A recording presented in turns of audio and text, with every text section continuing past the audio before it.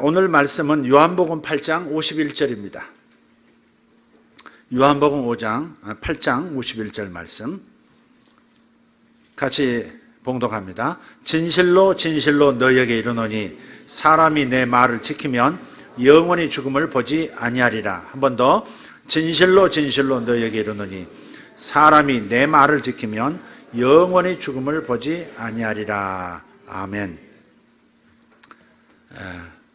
다시 언급할 수밖에 없는데 지금 신종 코로나 바이러스로 인해서 진원지 중국에서 현재까지 정부 발표로 300여 명 가까운 이들이 사망을 했습니다.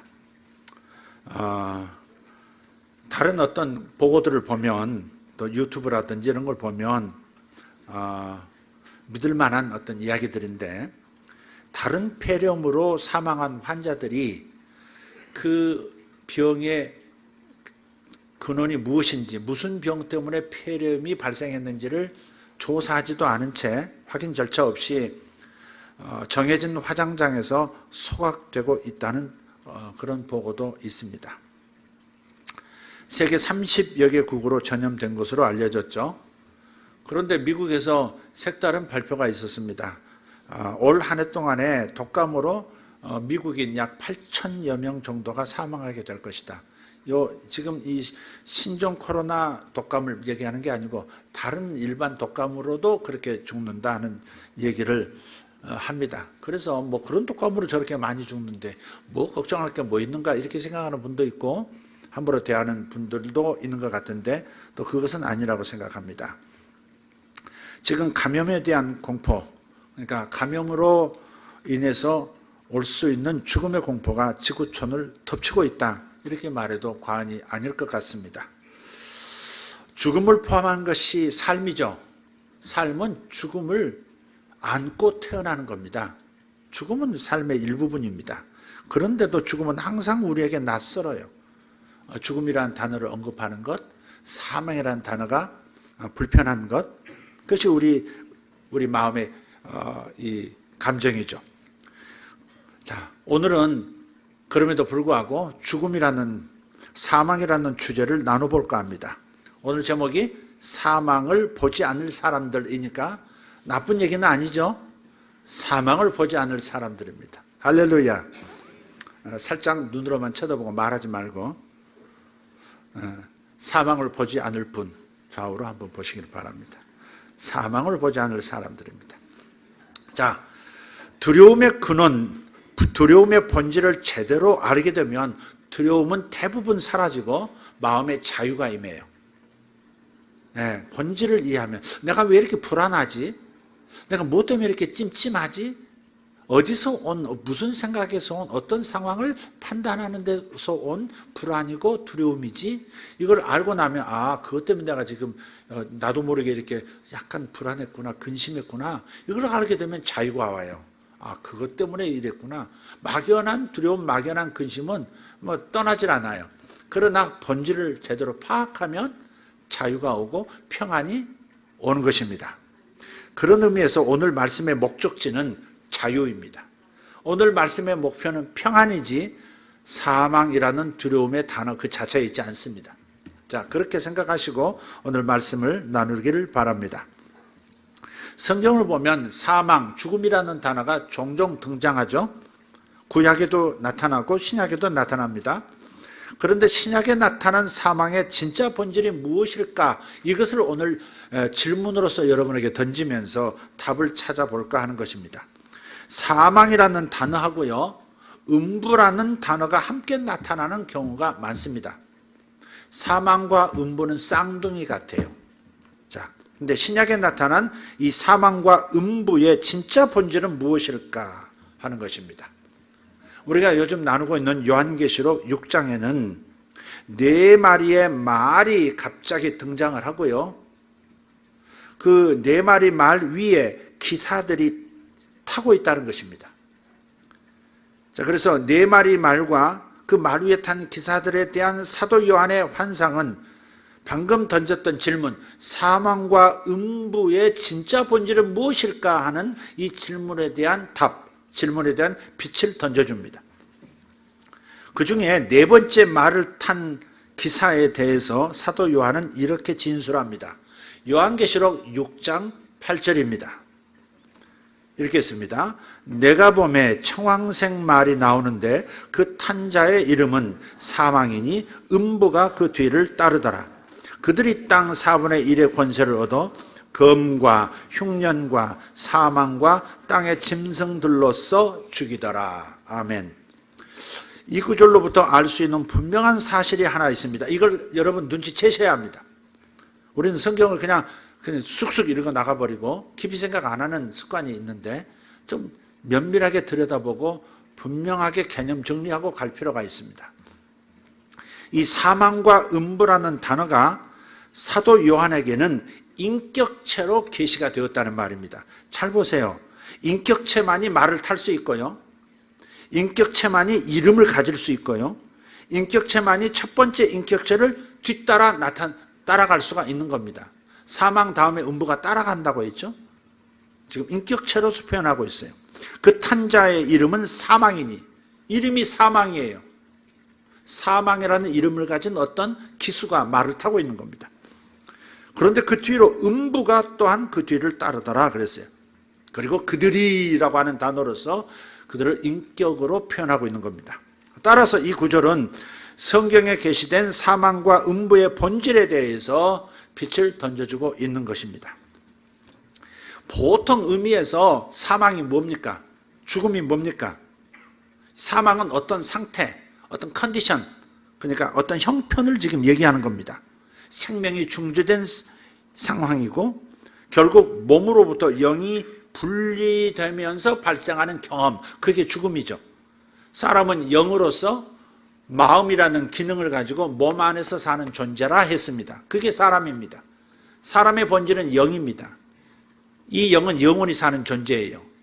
그러나 육체라는 제한된 수명을 가진 집에서 살다가 죽음이라고 하는 그 경험을 통해서 영과 육이 분리가 되는 거예요. 이게 보통 죽음이라고 하고 이것을 사망이라고 합니다. 그러나 오늘 요한계시록을 통해서 다른 의미를 찾아보면 사망은 person, 인격체라고 하는 겁니다. 인격체이기도 합니다. 계시록에서는 분명 사망을 인격체로 표현하고 있어요. 인격을 가진 존재예요. 죽음 현상, 사망 현상이 아니에요. 죽음이 인격체라는 겁니다. 이 사망은 모든 불의한 자가 죽을 때, 즉 용서받지 못하고 죽은 영혼들, 그죠? 예수 그리스도의 십자가의 공로를 덧입지 못하고 그저 불의한 상태에서, 의롭지 못한 상태에서 죽을 때 몸과 분리된 그 불의한 자의 영을 주장하는 어둠의 천사, 다크 엔젤, 그게 바로 사망입니다. 그러니까 사람이 죽을 때, 사람이 수명이 다해서 숨이 끊어질 때 그 상황을 주관하는, 불신자의 사망을 주관하고 주장하는 영이 옵니다. 다크 엔젤, 어둠의 천사가 와요. 그래서 그의 죽음을 주관합니다. 그게 바로 사망입니다. 사탄 마귀가 사령관이라면 그 휘하에 많은 파트를 맡은 악한 영들이 있는데 그 중에 하나가 바로 사망이라는 어둠의 천사인 거예요. 이것이 성경이 밝혀주는 보이지 않는 어둠 세계의 조직이 움직이는 모습입니다. 비슷한 진리가 음부에게도 적용이 됩니다. 일반적인 의미에서, 성경의 일반적인 의미에서 음부라는 단어는 이렇게 사용돼요. 몸을 떠난 불신자의 영혼을 부활의 때까지 가두어두는 장소. 예수 믿지 않고 죄가 용서되지 않은 채 죽어서 몸에서 분리된 죽음을 맞이한 그 영이 부활의 때, 즉 주님이 재림의 때까지 가두어지는 공간, 그게 바로 음부로 사용돼요. 하지만 또 다른 의미에서 음부는 아까 말씀드렸던 것처럼 인격체입니다. 자, 정리하자면 사망이라는 단어는 죽음 현상을 가리키기도 하지만 인격체로도 사용하는 단어요. 또 음부라는 단어는 예수 없이 불신자로서 죽은 영을 임시로 가두어주는 장소를 의미하지만 때로 이 음부라는 단어는 인격체로 사용되어진다 하는 겁니다. 그래서 요한계시록 6장 8절에 나오는 이 사망과 음부는 인격체입니다. 악한 영, 인격을 가진 어둠의 천사들, 어둠의 영이에요. 쉽게 말하면 귀신, 그런 겁니다. 사탄의 휘하에 사망과 음부라는 어둠의 천사들이 있다. 사망과 마찬가지로 음부는 사망이 주장했던 그 불신자의 영을 맡아서 그 영을 몸을 떠난 영들이 가야 할 곳으로 데려가기 때문에 음부라는 이름을 받은 겁니다. 하는 일 때문에, 하는 역할 때문에 그 이름이 붙어버린 거예요.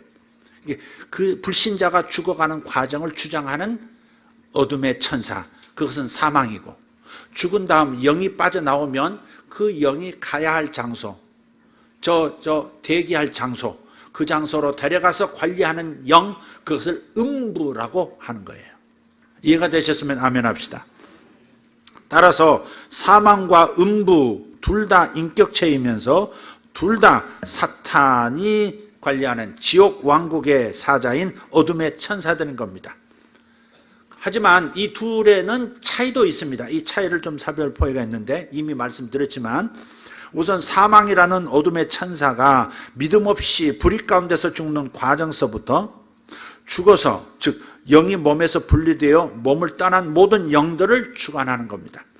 그러면 음부라는 어둠의 천사가 사망이라는 어둠의 천사로부터 그 영들을 인계받아서 정해진 감금 장소로 데려가는 겁니다. 예를 들어 보겠습니다. 심각한 범죄를 저지른 사람이 있습니다. 이 범죄자들은 일단 검찰과 경찰이 담당하는 구치소에 들어갑니다. 구속되어 구치소에 들어가요. 거기서 재판을 받습니다. 이 범죄가 어느 정도 심각한 것이냐, 어느 정도 벌을 가야 되는 것이냐, 재판을 받아야 되는 거예요. 재판 받을 때까지는 구치소에 있어요. 근데 형이 결정되면 10년이 됐든 사형이 됐든 종신형이 됐든 형이 결정되면 교도관들이 담당하는 교도소로 이송되어서 형을 사는 겁니다.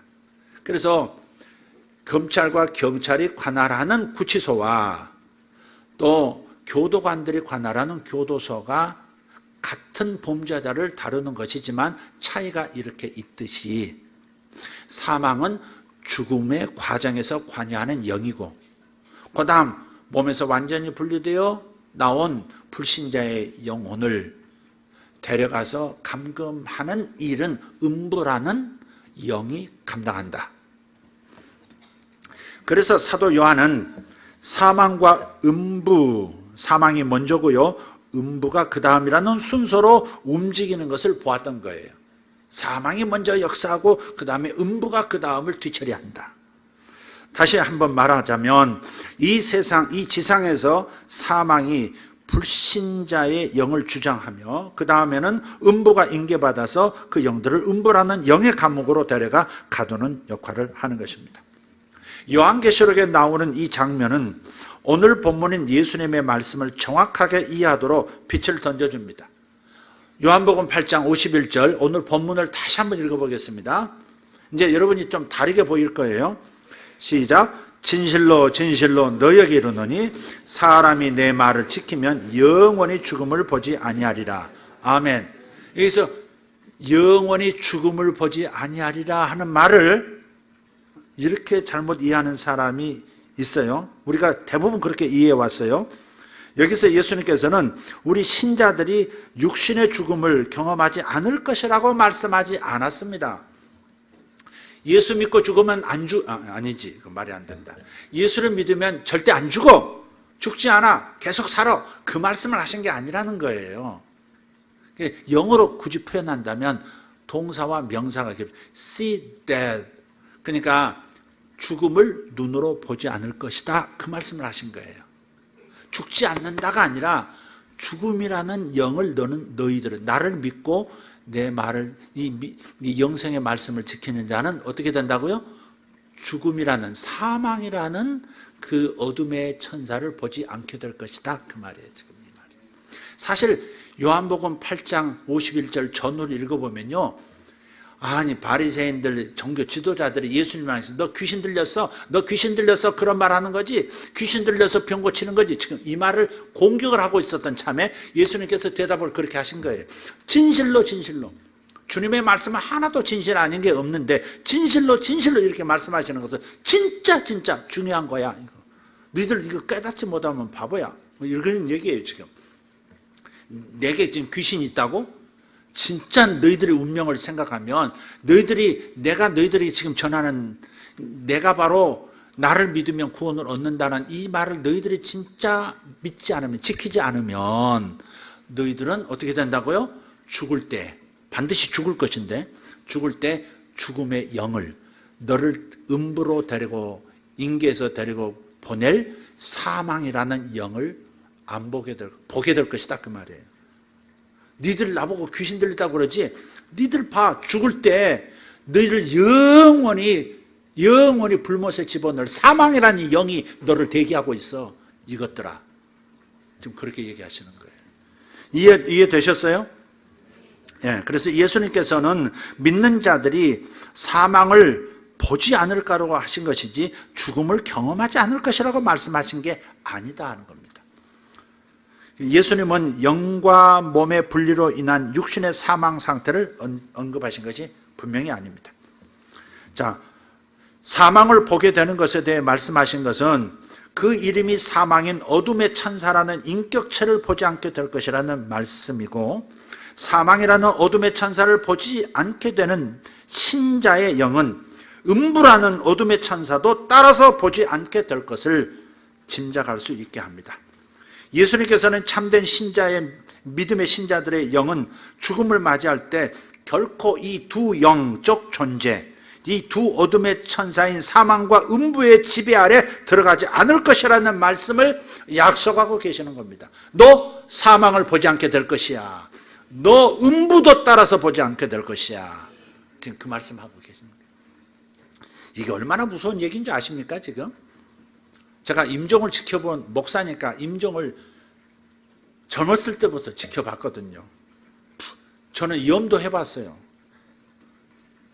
염할 때 제가 직접 다 닦지는 발을 붙들고 발을 붙들고 담임 목사님이 세상에 새파란 전도사도 아니고 신학생인 나를 신학교 1학년생인 나를 데리고 다른 목사님 장모님 돌아가셨는데 저 홍제동 인왕산 밑에 그 달동네에 올라가서 돈이 없으니까 우리 담임 그때 담임 전도사님이셨네요. 그분이 담임 전도사님이 신학생 1학년생을 데리고 가자 그러더니 어딜 가나 봤더니 염을 하시는 거예요.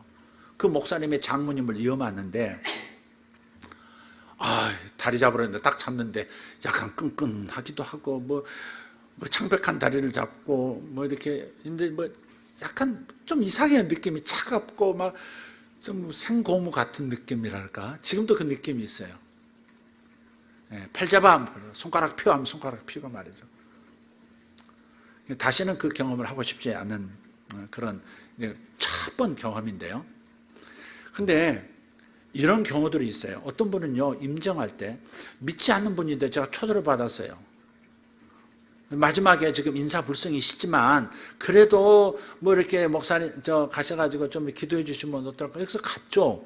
갔는데 이분이 이렇게 전혀 의식이 없는 거예요. 그래서 몇 마디 내가 전하기도 해서 귀는 청각은 남아있다니까 전했어요.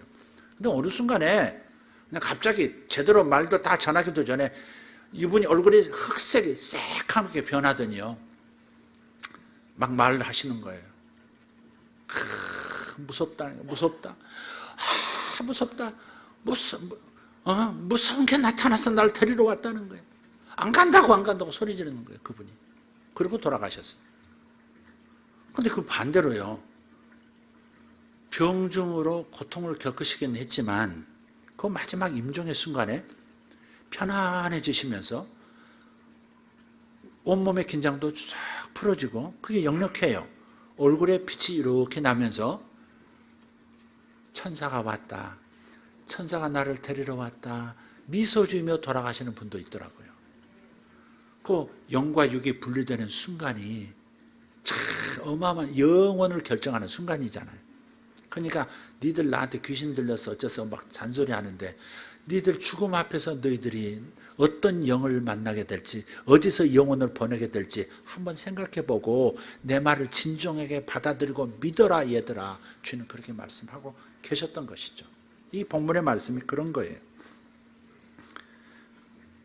구원을 받은 신자들은 불쌍한 거지 나사로처럼 몸을 떠난 영이 하나님의 천사, 빛의 천사를 만나서 그들의 호의를 받으며 낙원으로 갈 것입니다.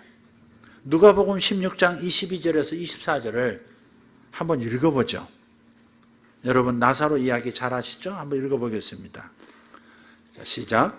이에 그 거지가 죽어 천사들에게 받들려 아브라함의 품에 들어가고 부자도 죽어 장사됨에 그가 음부에서 고통 중에 눈을 들어 멀리 아브라함과 그의 품에 있는 나사로를 보고 불러 이르되 아버지 아브라함이여 나를 긍휼히 여기사 나사로를 보내어 그 손가락 끝에 물을 찍어 내 혀를 서늘하게 하소서. 내가 이 불꽃 가운데서 괴로워하나이다. 음부라는 장소가 어떤 장소인지 아시겠죠? 최종적인 멸망의 장소인 불못은 아니에요. 불못과 비슷한, 지옥과 비슷한 형태의 대기 장소인데 이 음부라는 곳이 고통이 있다는 거예요. 불꽃도 있다는 겁니다. 불꽃 가운데서 고통해서 너무 목마름이 극심해서, 그러니까 사람이 죽어도 그 영이 자기의 혼을 끌고 들어가기 때문에 살아생전에 죄가 용서된 확신이 없으면 자기가 지은 죄의 고통이 생생하게 극대화되면서 100% 망각이 되는 게 아니라 생생하게 살아나면서 고통이 그렇게 오는 겁니다. 그래서 목말라 하면서 아브라함 품이라고 하는 것은 낙원을 말해요. 구원받은 선한 영혼들이, 의로운 영혼들이 가는 대기장소, 낙원입니다. 그건 천국은 아니에요. 천국 가기 전에 낙원입니다. 그게. 그 낙원에서 행복을 누리고 있는 그 나사로를 보면서 부자가 이렇게 요청하는 겁니다. 지금 오해는 하지 마세요. 부자는 지옥으로 갈 사람들이고 빈자들은 다 천국에 간다. 이거 아닙니다. 이때 예수님 말씀하실 때는 구약시대예요. 구약시대. 구약시대의 의의 기준은 지금 기준과 달라요. 신약시대에 하나님께서 요청하시는 구원받을 수 있는 의의 기준은 예수 믿어서 용서받았냐 안 받느냐예요. 예수 믿었으면 의로운 사람이고 구원이에요. 그래서 구약은 달라요. 욥에게 요구하신 의의 기준이 달라요. 욥 시대에 욥에게 요구하시는 하나님의 구원의 의는 뭐였냐면 어떠한 환경과 어떠한 어려움 속에서도 하나님을 원망하지 아니하는 것을 의로 여겼어요. 그래서 사탄에게 하나님 말씀하세요. 욥을 보아라. 자식을 쳤는데도 원망하더냐 안 하더냐. 병이 들었는데도 원망하잖아 안 하더냐. 그래서 원망이 없는 것. 그러니까 욥이 끝까지 이렇게 될 때에도 하나님을 원망하지 아니하고 기도했더라. 그렇게 나와요. 그러니까 욥에게 요구했던 의는, 구약시대에 욥에게 요구했던 의는 뭐예요? 하나님을 원망하지, 어떤 경우에도 하나님을 원망하지 않는 것이었어요. 그러면 아브라함에게 요구했던 의는 무엇이었습니까? 무엇이 아브라함을 구원했습니까? 안 보고도 믿는 믿음. 그것을 의로 여기셨다 그랬어요. 로마서에. 보이지 않는 것을, 아직 보지도 못한 것을 믿었으니, 아브라함이 믿었으니 이것을 하나님께서 의로 여기셨더라 그런 거예요. 이게 아브라함이 구원받은 이유고 욥이 구원받은 이유예요. 그러나 신약시대는 예수님께서 십자가에서 일을 행하셨기 때문에 예수 믿느냐 안 믿느냐가, 의로우냐 불의하냐가 결정되는 겁니다. 죄를 얼마나 지었느냐 안 지었느냐, 얼마나 큰 죄냐 적은 죄냐가 아니라 예수를 믿고 용서받았느냐 안 받았느냐가 의의 기준인 거예요. 이 시대를 사는 모든 사람은 예수가 없으면 죽은 목숨인 겁니다. 이해가 되셨으면 아멘 합시다. 자, 그래서 여기서 말씀은 부자는 다 음부로 떨어지고 빈자는 낙원으로 간다. 이거 조심해야 합니다.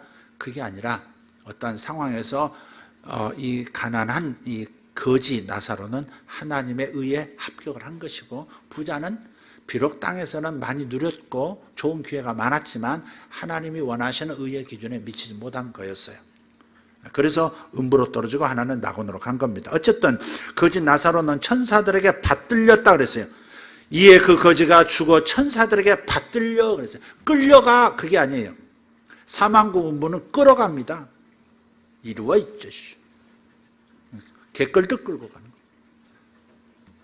그래서 그러나 이 구원받는 사람은 어때요? 받들려 천사들에게 옹이되어 아브라함의 품으로, 아브라함의 품은 낙원이라고 말씀드렸죠. 낙원으로 들어갔다는 겁니다. 이처럼 죽음의 순간에 빛의 천사들의 영접을 받는 믿음의 사람이 있는가 하면 어둠의 천사, 즉 사망과 음부라는 악한 영들에게 끌려가 지옥과 같은 음부에 갇혀서 고통을 겪는 사람도 있다 하는 겁니다. 이 점을 염두에 두면 우리는 사망과 음부에 대한 성경의 다른 구절들도 이제 이해할 수가 있게 됩니다. 한 두 군데 찾아보겠습니다. 고린도전서 15장 26절, 고린도전서 15장 26절 말씀 읽습니다. 맨 나중에 멸망받을 원수는 사망이니라. 바울의 진술입니다. 지금 맨 나중에 멸망받을 원수라 그랬어요. 원수예요. 원수란 말은 인격체를 얘기하는 거죠. 하나님에게 원수가 있다는 거예요. 하나님에게 원수는 누굴까요? 하나님에게 원수는 누구예요? 사탄이라고도 하고 마귀라고도 하는 바로 그 존재. 그게 사령관이에요. 그 밑에 장군들이 있고 그 밑에 예하 조직들이 또 있어요. 악한 귀신들이 다 있다는 말이에요. 그런데 맨 나중에 불못에 들어갈 멸망받을 하나님의 원수는 바로 사망이라는 어둠의 천사다 이 말이에요. 왜 사망이 맨 나중에 들어갈까? 사탄이 맨 나중에 들어갈 것 같은데 그게 아니고 사탄 휘하에 있는 사망이라는 영이 맨 나중에 들어간다 이 말이에요. 이 하나님의 원수는 사탄과 그의 모든 세력들이고요. 많은 종류의 악령들과 귀신들이 있는데 가장 나중에 불못에 던져지는 어둠의 천사가 바로 사망입니다. 사망과 함께 맨 마지막에 불못으로 던져짐으로 멸망을 당할 존재가 하나가 더 있어요. 누구예요? 음부. 한 팀을 이루어서 사역하는 이 사망과 음부의 영이 팀을 이루어서 불신자의 영을 관리한다는 말이에요. 그래서 이 마지막에 멸망당할 존재가 바로 사망과 음부입니다. 요한계시록 20장 14절 읽겠습니다. 20장 14절 시작. 사망과 음부도 불못에 던져지니 이것은 둘째 사망 곧 불못이라. 지옥에 들어간다 이 말이죠. 사망과 음부라는 악령도 불못에 던져집니다. 이게 맨 마지막에 불못에 던져지는 인격적 존재예요. 자, 요한계시록 20장 14절을 앞뒤로 조금 더 자세히 한번 읽어보겠습니다. 20장 11절에서 15절을 한번 읽어보겠습니다. 요한계시록 20장 11절에서 15절. 자, 찾으셨습니까? 읽겠습니다. 또 내가 크고 흰 보좌와 그 위에 앉으신 이를 보니 땅과 하늘이 그 앞에서 피하여 간데 없더라. 또 내가 보니 죽은 자들이 큰 자나 작은 자나 그 보좌 앞에 서 있는데 책들이 펴 있고 또 다른 책이 펴졌으니 곧 생명책이라. 죽은 자들이 자기 행위를 따라 책들에 기록된 대로 심판을 받으니 바다가 그 가운데서 죽은 자들을 내주고 또 사망과 음부도 그 가운데서 죽은 자들을 내주매 각 사람이 자기의 행위대로 심판을 받고 사망과 음부도 불못에 던져지니 이것은 둘째 사망 곧 불못이라. 누구든지 생명책에 기록되지 못한 자는 불못에 던져지더라. 아멘. 이 장면은 누구든지 사람은 한 번 죽습니다. 아멘하고 싶지 않아도 아멘입니다. 누구나 다 죽습니다. 아멘 하시죠? 죽습니다. 죽는 걸 생각 안 하면 지혜롭게 못 삽니다. 죽는 것을 계수할 수 있고 자기 남은 날수를 생각하는 사람이라야 성실하게 살죠. 네? 죽음은 없어 그런 태도를 가지고 죽음은 싫어 이런 태도를 가지고 살면 지혜롭게 못 삽니다. 바르게 꽉 찬 인생 못 사는 겁니다. 근데 이제 모두가 죽을 텐데 죽음이라는 것이 요 몸과 영이 분리되는 것이 죽음인데, 요 영이 어디에 가요? 하나님 앞에서 저마다 심판을 받는데요. 근데 이 심판하는 그 장소가 보좌가 펼쳐져 있고, 주님께서 심판하시는데 그 앞에 그 보좌와, 앉으신 보좌와 이 심판받을 인간의 영혼 사이에 뭐가 있어요? 책들이 있고 또 다른 책이 있다라고 했어요. 앞은 복수예요. 책들이 있고 또 하나 책이 있는데 그것은 생명책이더라 그랬어요. 그러니까 생명책은 하나뿐이에요. 그리고 그 생명책을 펼치면 거기에는 예수 믿고 죄사함 받고 구원받은 사람들의 명단이 주르륵 적혀 있는 겁니다. 저와 여러분 거기에 적혀 있는 줄 믿습니다. 믿습니다. 할렐루야. 죽으면 다 맞이해요. 근데 생명책에 이름이 있다는 사실이 얼마나 감사한 일이에요.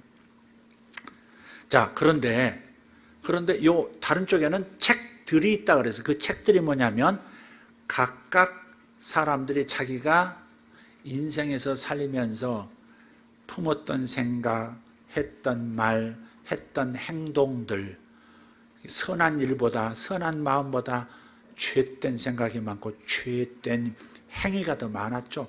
사람들은 그래요. 그죠? 근데 그것이 다 기록이 되어 있다는 겁니다. 우리는 듣고 망각하는 것 같지만 다 기록되어 있다는 거예요. 그래서 책들이에요. 각각의 책들이 있는 겁니다, 지금. 그래서 책들에 기록된 대로 형량이 떨어지는 겁니다. 지옥 윗목이냐 아랫목이냐. 그러니까 이걸 행위책, 행위록이라고 하는데 행위책은 불신자들, 즉 생명책에 이름이 없는 자들이 그 책을 통해서 심판을 받는 거예요. 그러니까 신자들은 생명책에 이름이 있는가 없는가 한 가지만 보는 겁니다. 그리고 이름이 있으면 영생으로 들어가고. 할렐루야. 그러나 생명책에 이름이 없는 자, 아까 이제 분명히 말씀 15절에 누구든지 생명책에 기록되지 못한 자는 어디로 간다? 불못으로 간다. 지옥으로 간다. 근데 지옥으로 가되 윗목 아랫목이 있다 이 말이에요. 형량이 다 똑같을 수는 없다 이 말이죠. 자, 그래서 쌓은 악을 따라서 이제 심판을 받는 건데 그걸 판단하는 기준이 일생을 놓고 기록한 기록들이란 말이에요. 그 행위책을 사용하는 겁니다. 자, 그래서 여기에서 불신자 상태로 죽은 사람들, 생명책에 이름이 올라가 있지 않는 사람들이 먼저 불못에 던져진다는 겁니다. 자, 불못에 다 던져지고 나면 그들을 관리할, 그 영들을 관리하던 사망과 음부가 마지막으로 사명 감당 다 했으므로 그 다음 너희들도 들어가 해서 불못으로 던져지는 겁니다. 이해가 되셨죠? 그려지십니까? 네. 그래서 먼저 심판받고 불못에 던져지는 존재는 인간의 영들이고 그 인간의 불신자의 영들을 관리하고 있던 사망과 음부라는 어둠의 천사들도 결국 불못으로 들어가더라. 자, 참고로 바다가 내준다 그랬어요. 바다가 내어준다. 그리고 사망과 음부도 내어준다 그랬어요. 이 바다라는 말은 요한계시록 용어 바다는 열방을 말해요. 지상의 모든 세계, 지구촌에 있는 모든 영역을 바다라고 표현해요. 요한계시록을 잘 읽어보면 바다에서 흉측하게 생긴 짐승이 올라온다 그러죠. 그 뭐예요? 하나님을 대적하고 백성을 미혹하고 박해하는 로마 황제라든지 적그리스도들을 짐승으로 표현했어요. 짐승이 어디서 나와요? 열방 가운데서, 미국에서 나올 수도 있고 유럽에서도 나오고, 유럽에서 히틀러 나왔잖아요. 북한에서 누구 나왔어요? 저쪽에서 누구 나왔어요? 러시아에서 누구 나왔어요? 소련에서 레닌, 스탈린, 그리고 나오잖아요. 온 세상을 미혹, 공산사상으로 미용했던 그 영들. 그게 짐승으로 표현되는 거예요. 그러니까 바다가 사람들을, 영들을 내어준다는 말은 살아있는 상태에서 재앙을 맞고 죽음을 당하는 모든 영들을 말하는 것이고, 이미 오래전부터 인류 역사 속에서 이미 죽어서 대기 상태로 있던 음부에 대기하고 있던 영들을 누가 관리해? 사망과 음부라는 어둠의 영이 관리하고 있었는데, 이제 그들도 심판받고 지옥으로 들어가도록 재판석에 구치소에서 끄집어내서 재판석에 세우는 것을 내어준다, 그렇게 표현한 거예요. 이해가 되셨으면 아멘 합시다. 내어준다는 심판받을 자리로 내어준다는 것을 의미하는 겁니다. 구치소에 있던 분들 데리고 나와서 재판장에 세우지 않습니까? 꼭 그와 같은 겁니다. 자, 심판을 받게 될 하나님의 모든 원수들 가운데 그 마지막이 사망이요 음부라는 어둠의 천사인데, 바로 앞에 있는 20장 10절을 보면 요 인간의 영들과 그 다음 불신자의 영들과 사망과 음부의 영, 음부의 천사보다 먼저 지옥에 들어가 있는 존재들도 있습니다. 누구냐면 10절 한번 읽어보겠습니다.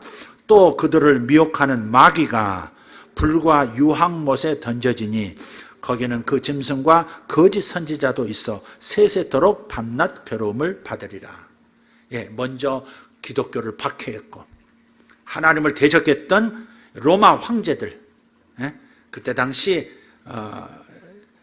그 네로 황제라든지, 그 다음에 또 여러 박해하는 황제들 있죠. 그리고 그 제우스 신을 섬겨라, 바카스를 섬겨라, 헬라 신을 섬겨라 했던 그 거짓 선지자들도 어때요?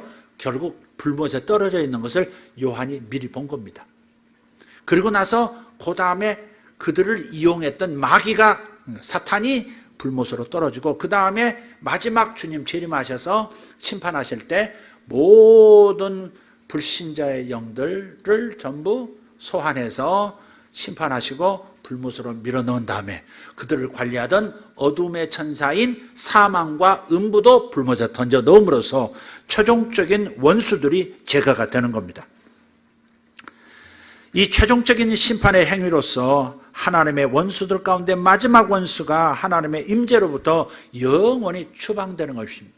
그러니까 불못의 정의는 가장 중요한 핵심 뭐냐? 하나님으로부터 영원히 분리된다는 겁니다. 기회가 다시는 없는, 영원히 하나님에게서 분리되는 상태가 불못이고, 그것이 괴로움이고 그것이 고통의 장소인 거예요.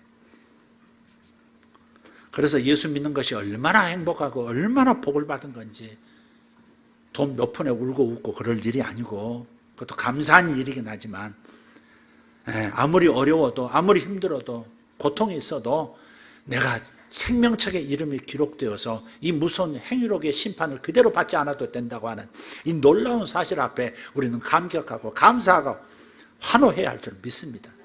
할렐루야! 저는 이거 생각할 때마다 얼마나 감사한지 몰라요.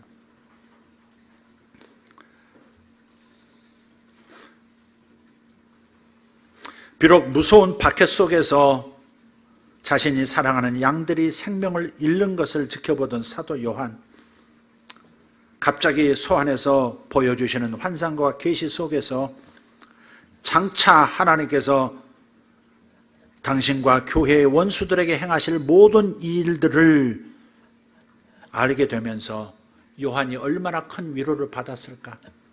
지금은 박해를 당해. 로마에 가보십시오. 로마 성지순례를 오래 될 수나 이 전염병 상황만 지나면 로마 한번 가보려고 하는데, 우리 성도들과 로마에 가면 콜로세움이라는 거대한 경기장이 있습니다.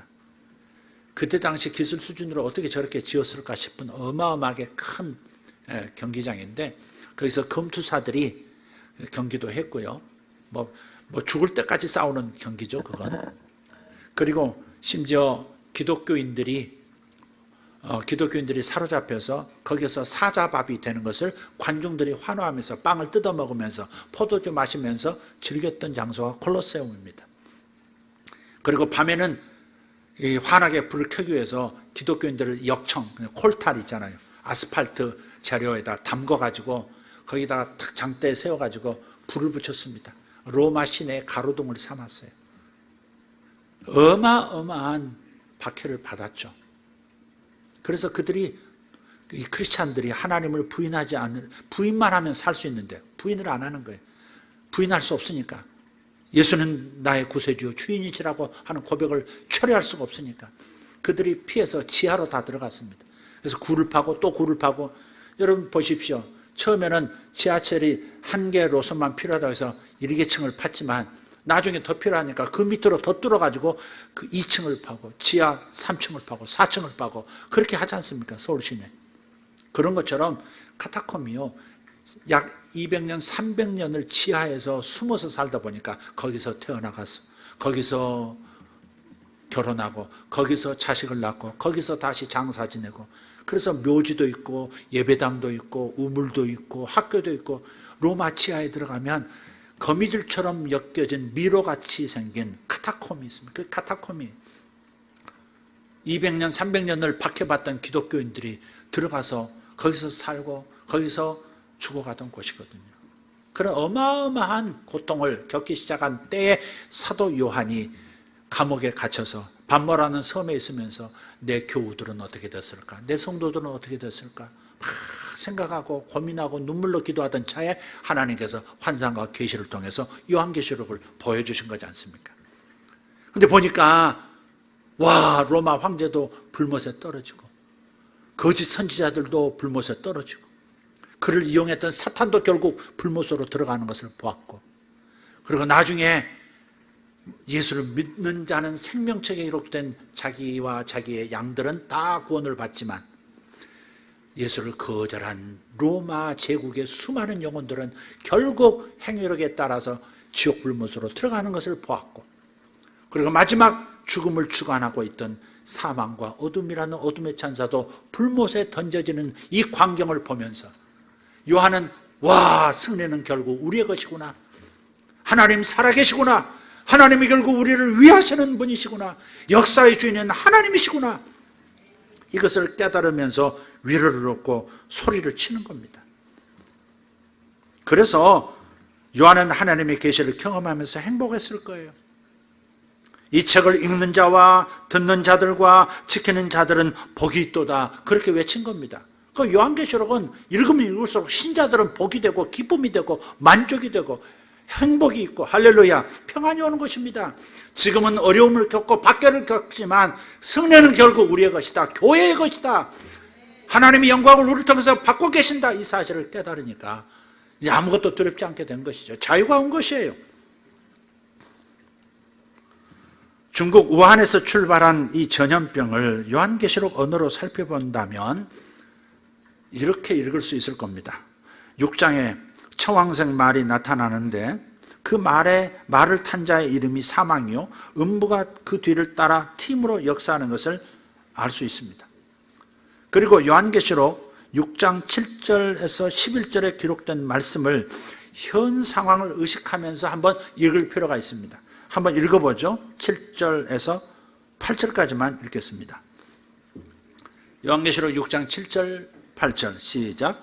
넷째 인을 떼실 때 내가 넷째 생물의 음성을 들으니 말하되 오라 하기로, 내가 보매 청황색 말이 나오는데 그 탄 자의 이름은 사망이니 음부가 그 뒤를 따르더라. 그들이 땅 4분의 1의 권세를 얻어 금과 흉년과 사망과 땅의 짐승으로서 죽이더라. 지금 중국에서 죽어 넘어지는 수많은 사람들, 지금 발표가 300명이지 사실은 중국 참 그들을 믿는다는 게 참 쉽지 않아요. 쉽지 않습니다. 한 달 동안 그 사람 대 사람으로 감염된다는 사실을 감추고 우한 시내를 저렇게 일찍 좀 차단을 했으면 그러면 전 세계적인 우한이 되지 않았을 텐데, 그래서 저 발표는 사실 믿기가 쉽지가 않다는, 일당 독재 공산당이라는 것이 그런 겁니다. 진실은 가리워지고 거짓이 진실처럼 판을 치는.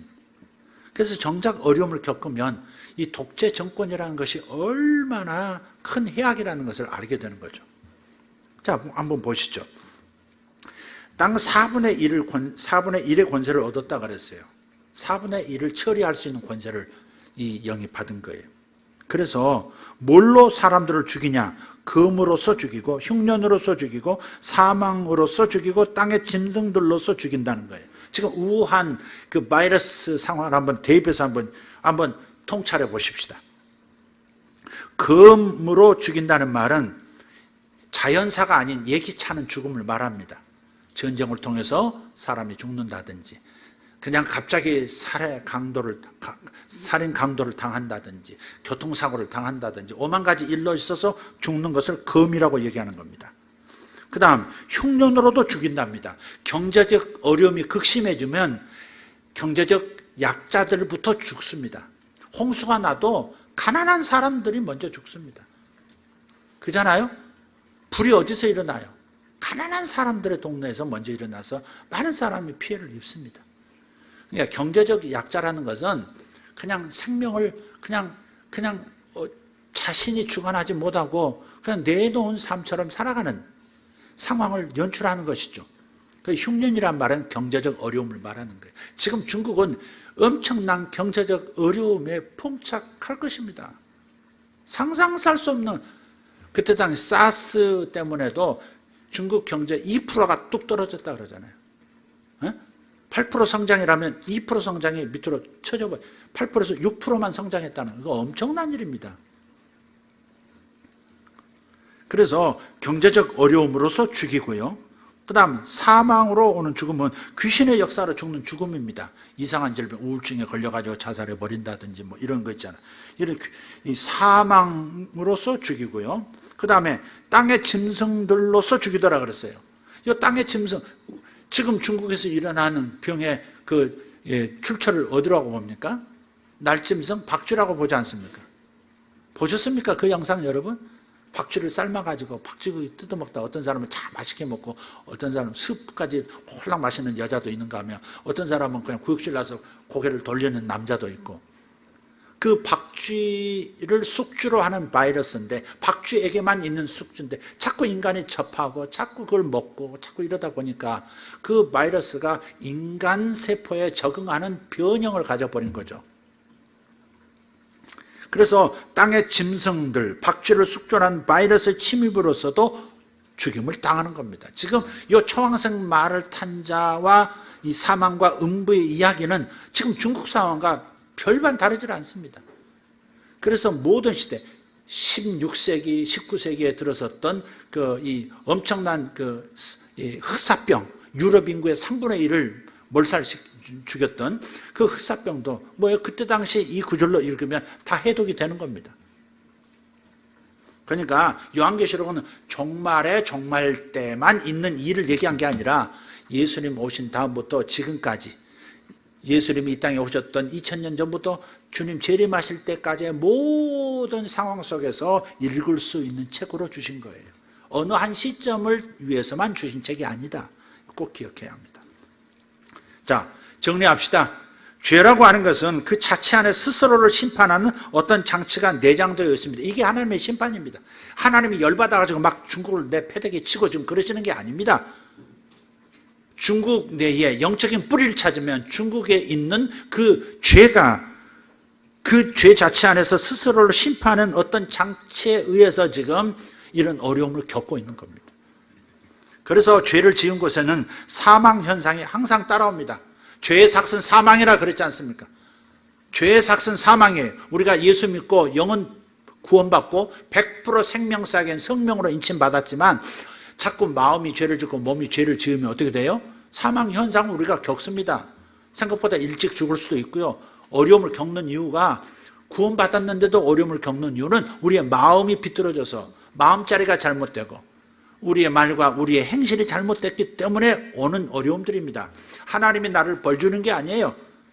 하나님의 심판이라는 것은 죄를 짓는 자 스스로 안에서 스스로를 심판하는 현상인 것이에요.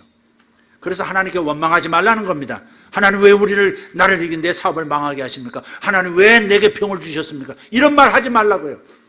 우리가 나를 관리 못해서, 내 마음 관리 못했고 내 몸 관리는 못했고 내가 지혜롭게 처신 못했고 지혜롭게 선택하지 못해서 망하고 어려움을 겪는 겁니다.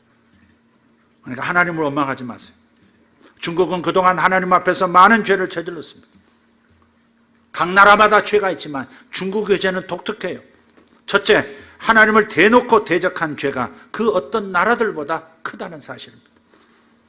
하나님은 없다는 공산주의 사상을 아직도 버리지 않고 있습니다. 주변국들을 하찮게 여기고 자신들 밑으로 굴종시키려는 의도를 숨기지 않았습니다. 더 나아가서 중국 정부는 적극적으로 하나님의 사람들을 박해해 왔습니다. 공권력을 동원해서 하나님의 종들을 투옥하고 심지어는 어디서 죽은지도 모르게 죽임을 당하고 하나님의 교회들을 파괴해왔고 수많은 선교사들을 추방했습니다. 백주 대낮에 정탑에다가 기름을 끼얹고 불을 질렀고 예배당에서 사람들을 내쫓았습니다.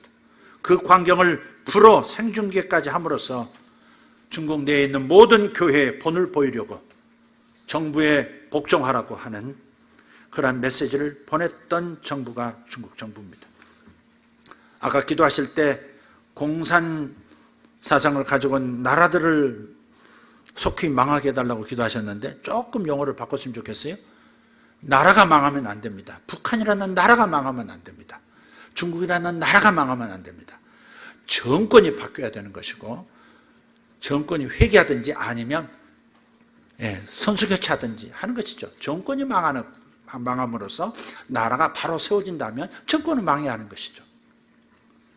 그래서 중국이라고 하는 정권이 저지른 죄악을 말하는 겁니다. 이제 중국은 요한계시록에서 나타난 그 무너진 바벨론 제국, 즉 로마 제국처럼 심판을 받는 가운데 국제사회에서 국가의 명예가 땅에 떨어져 버렸고 경제는 더욱 심각한 타격을 입을 것입니다.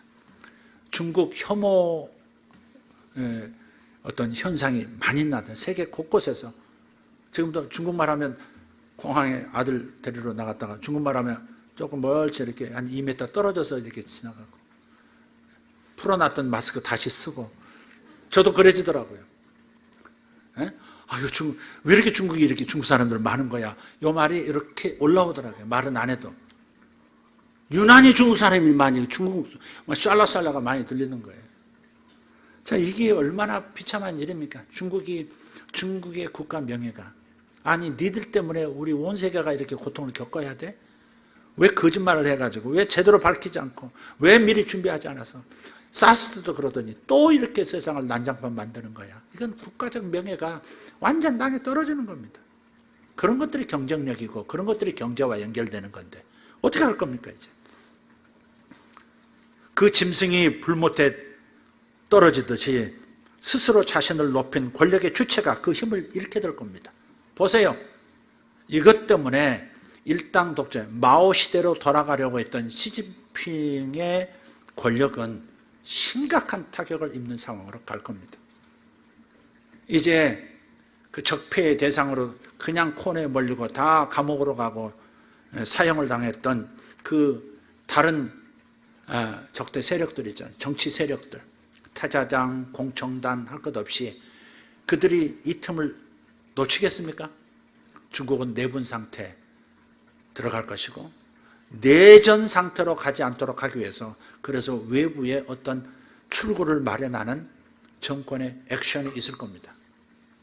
그리고 그것으로 인해서 북한을 관리할 수 없는 상태가 될 것이고 북한에서는 예언된 대로 쿠데타가 일어날 것이고 정권은 바뀌고 우리 민족은 진짜 통일을 이루는 단계로 접어들게 될 것입니다. 그렇지만 우리가 이러한 예언적인 메시지 때문에 희망을 가지고 좋다 할 수도 있지만 우리가 놓쳐서는 않아야 하는 것이 있습니다. 그것은 중국 안에 거주하는 하늘의 사람들, 박해 속에서 신음하는 중국의 신자들, 지학교회, 저들은 중국을 품에 안고 기도하던 하나님의 종들입니다. 그들이 심판을 받는 자신들의 조국과 함께 같은 고통을 지금 겪고 있는 중입니다.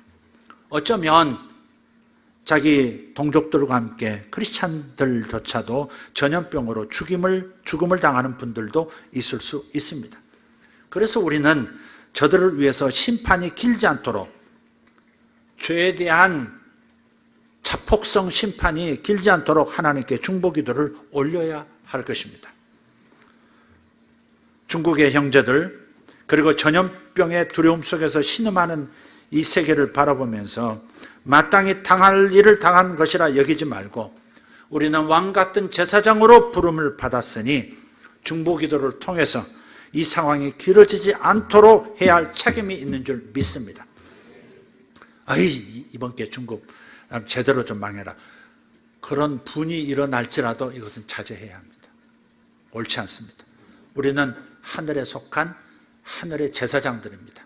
그래서 중국을 위해서 기도해야 되고, 특별히 중국에서 같이 고통을 당하는 교회 성도들을 위해서 더 일부러 더 기도해야 할 줄 믿습니다. 기도하겠습니다. 하나님 고맙습니다. 세상에서 일어나는 일을 하나님의 눈으로 하나님의 말씀이라는 안경을 통해서 다시 재해석할 수 있고 진단할 수 있는 특권을 주셔서 감사합니다. 하나님의 말씀은 영원히 살았고 하나님의 말씀이 영원히 우리를 붙들고 계시고 하나님의 말씀이 역사를 바로잡고 하나님의 말씀을 통해서 사람들이 바른 인생이 되어지고 바른 국가가 되고 바른 세상이 되도록 이끌어가고 계심을 감사합니다. 성령 하나님, 우리가 기도합니다.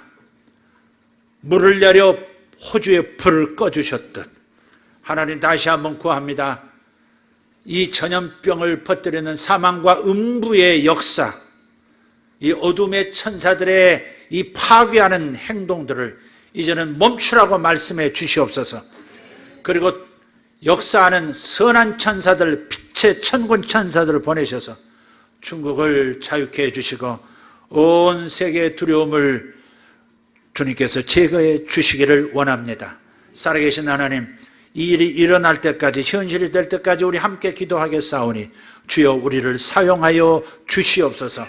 생업에만 바쁜 사람들 되지 말게 하시고 자신 개인의 인생들만 술술 풀리는 것을 기대하면서 이기적으로 살아가는 그리스도인들 없게 하시고 함께 고통당하는 수많은 성도들과 같은 어려움을 겪는 수많은 인류를 위해서 우리 헌신하는 예수세계교회 되게 하여 주시옵소서.